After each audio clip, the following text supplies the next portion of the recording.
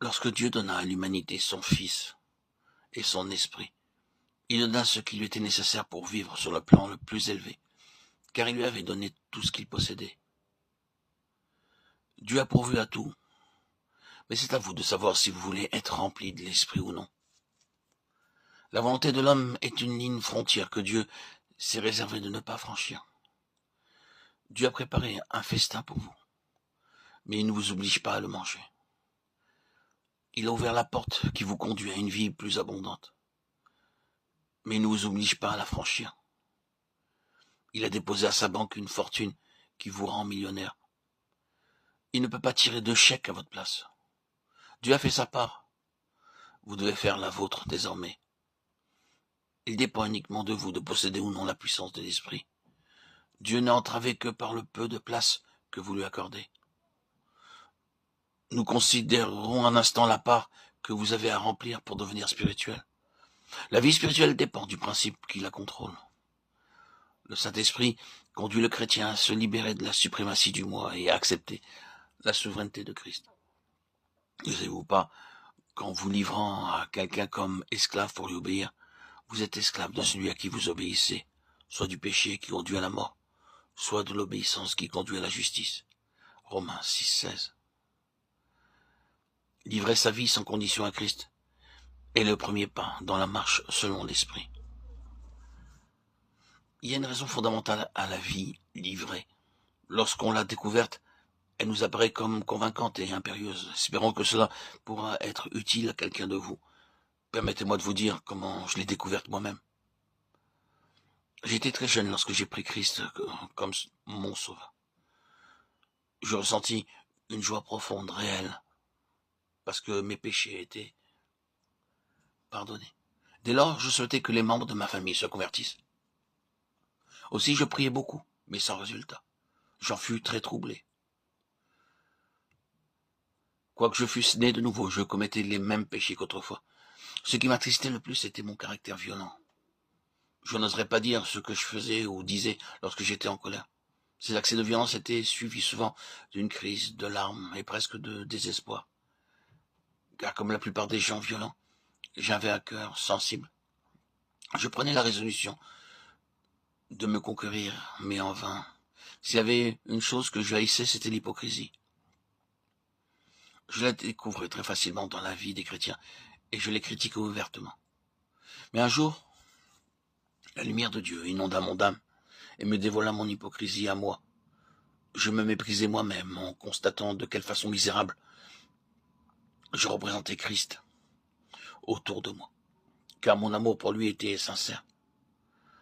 Complètement découragé, je me retirai un jour dans ma chambre et je résolus d'y rester, jusqu'à ce que Dieu m'ait répondu. Je dis au Seigneur qu'il devait montrer ce qu'était la vie chrétienne et comment la vivre, ou bien je demanderai à mon pasteur de rayer mon nom du registre de l'Église. Je ne voulais pas profaner plus longtemps le nom de chrétienne. Dieu vit que j'étais sincère, il va toujours au-devant des âmes droites.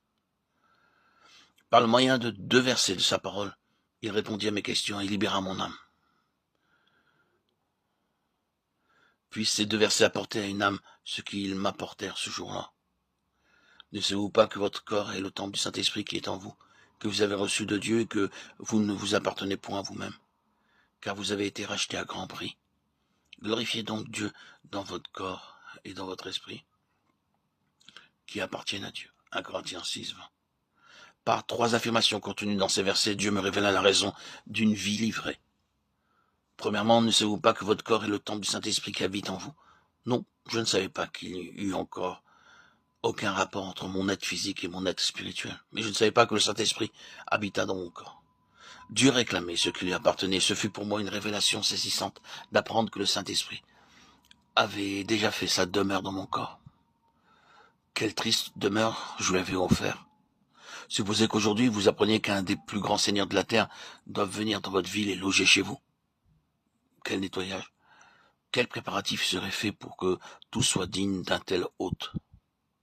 Mais hélas, nous demandons au roi des rois, au Seigneur des seigneurs, de venir habiter, non pas un jour, mais toute une vie dans une maison indigne et souillée. Je lui dis, Seigneur, je t'ai donné mon âme, dois-je aussi te donner mon corps? J'ai perçu indistinctement ce jour-là, mais de plus en plus clairement, depuis pourquoi Dieu réclame nos corps. Il a besoin de corps humains pour se révéler au monde. La parole a été faite chair et a habité parmi nous.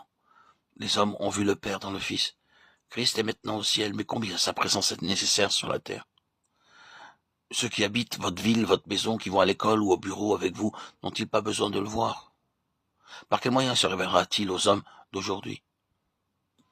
Il a deux moyens à sa disposition. Tout d'abord, par sa parole. Combien de millions d'hommes ne possèdent pas de Bible et combien de millions ne sauraient pas lire s'ils la possédaient? Ils ne sauraient la lire. Mais de plus, Christ se révèle aux hommes par nous, chrétiens, qui constituons son corps sur la terre. Le grand besoin actuel n'est pas seulement de prêcher et d'enseigner l'évangile, mais c'est de voir Jésus marcher dans nos rues, vivant dans nos foyers. Comment le fera-t-il? Par vous. Ce jour-là, le Seigneur Jésus me montra qu'il avait besoin de mon corps pour se révéler au monde. Bien que cet appel fût extraordinairement convaincant, j'y résistais. Ma vie ne m'appartenait-elle pas?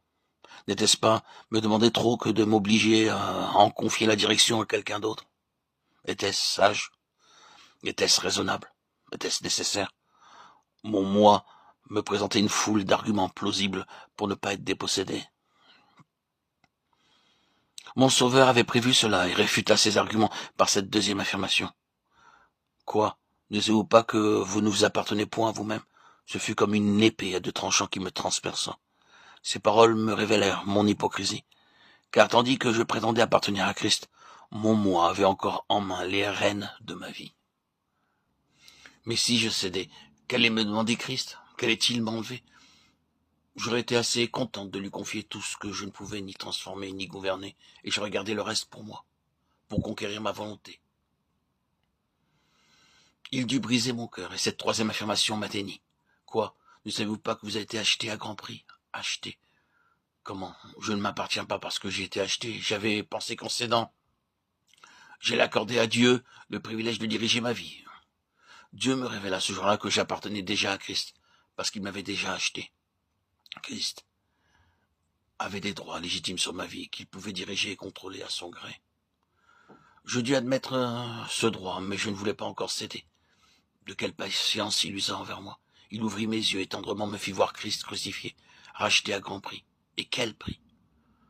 Le sang précieux de Christ, voilà le prix qui fut payé pour moi. La vie sainte, pure, sans tache, du Fils de Dieu, livrée en échange de ma vie coupable, égoïste. Ce jour-là, je vis les seigneurs mourant pour un pécheur. Vie pour vie. Jusque-là, j'avais dit, faut-il que je me donne à toi? Ce jour-là, je m'écriai, Seigneur, puis-je me donner à toi? Je livrai à Christ tout ce que j'étais, tout ce que je possédais, pour le temps et pour l'éternité. Ici est le témoignage de Ruth Paxson.